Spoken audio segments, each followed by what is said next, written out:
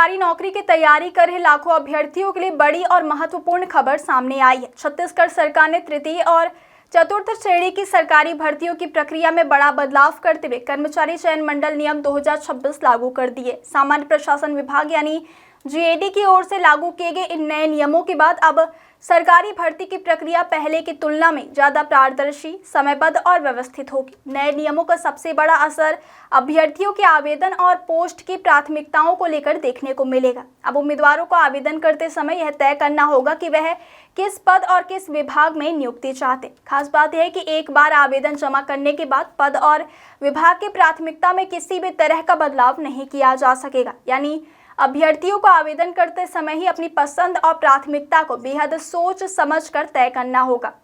नई व्यवस्था के तहत सरकारी भर्ती में शामिल होने वाले अभ्यर्थियों के आवेदन से पहले कर्मचारी चयन मंडल की वेबसाइट पर प्रोफाइल रजिस्ट्रेशन करना अनिवार्य होगा। इसके साथ ही आधार प्रमाणीकरण की प्रक्रिया भी पूरी करनी होगी।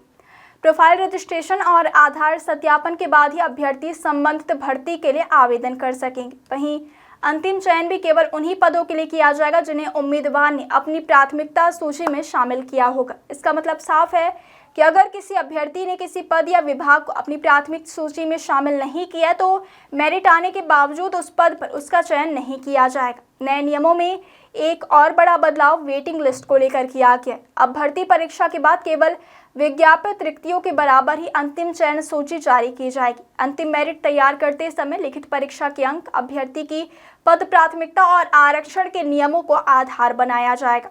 सरकार ने स्पष्ट किया है कि अंतिम परिणाम जारी होने के बाद किसी तरह की वेटिंग लिस्ट, रिजर्व लिस्ट या फिर प्रतीक्षा सूची जारी नहीं की जाएगी। इससे चयन प्रक्रिया को लेकर लंबे समय तक बनी रहने वाली अनिश्चितता खत्म होने की उम्मीद है।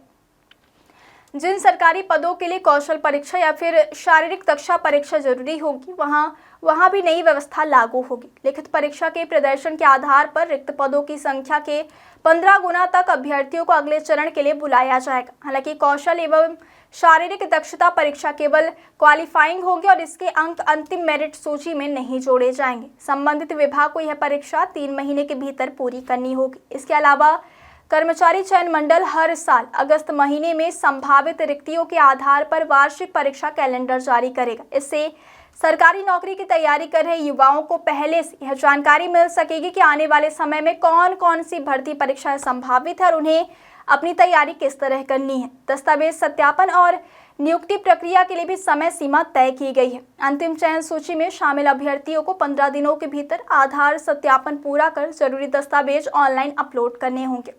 दस्तावेजों में किसी तरह की त्रुटि होने पर उम्मीदवार को 7 दिनों के भीतर दावा आपत्ति का मौका मिलेगा और विभाग को उसका निपटारा 15 दिनों के भीतर करना होगा। वहीं अंतिम चयन सूची जारी होने बाद संबंधित विभाग को 1 महीने के भीतर दस्तावेज सत्यापन और नियुक्ति की प्रक्रिया पूरी करनी होगी।